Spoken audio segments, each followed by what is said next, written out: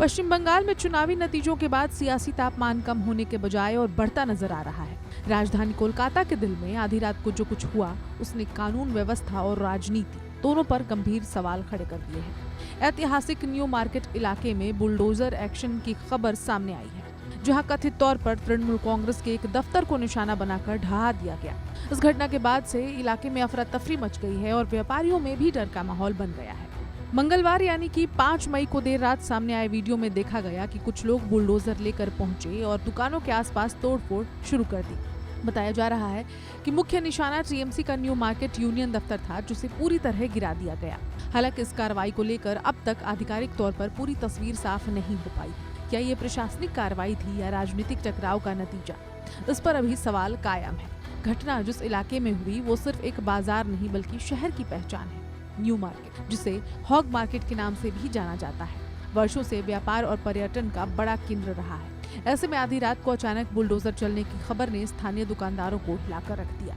कई व्यापारियों ने डर के कारण अपनी दुकानें तुरंत बंद कर दी और इलाके से निकलकर भाग गए। घटना के तुरंत बाद पुलिस और सुरक्षा बल मौके पर पहुंचे और हालात को नियंत्रित करने की कोशिश की। इलाके में गश्त बढ़ा दी गई है ताकि किसी भी तरह की हिंसा या तनाव को फैलने से रोका जा सके।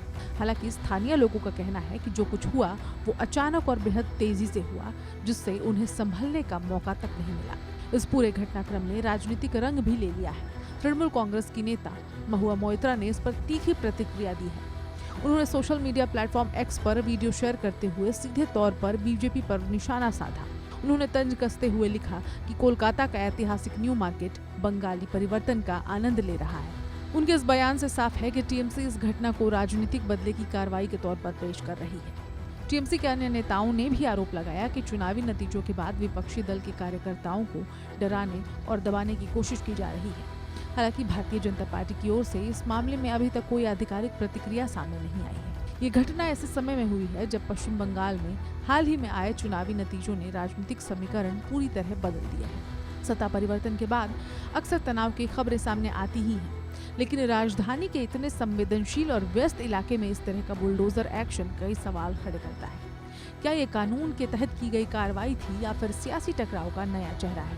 फिलहाल प्रशासन जांच में जुटा हुआ है और कोशिश की जा रही है कि स्थिति को सामान्य किया जाए। लेकिन इस घटना ने एक बार फिर ये दिखा दिया है कि चुनाव खत्म होने के बाद भी राजनीतिक टकराव खत्म नहीं हुआ है। सबसे बड़ा सवाल यही है, क्या ये सिर्फ एक आइसोलेटेड घटना थी या फिर बंगाल में बढ़ते राजनीतिक तनाव के संकेत? आने वाले दिनों में जांच के नतीजे ही इस पर साफ तस्वीर पेश कर पाएंगे।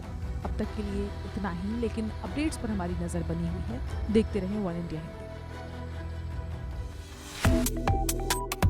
वन इंडिया को सब्सक्राइब करें और कोई भी अपडेट मिस ना करें।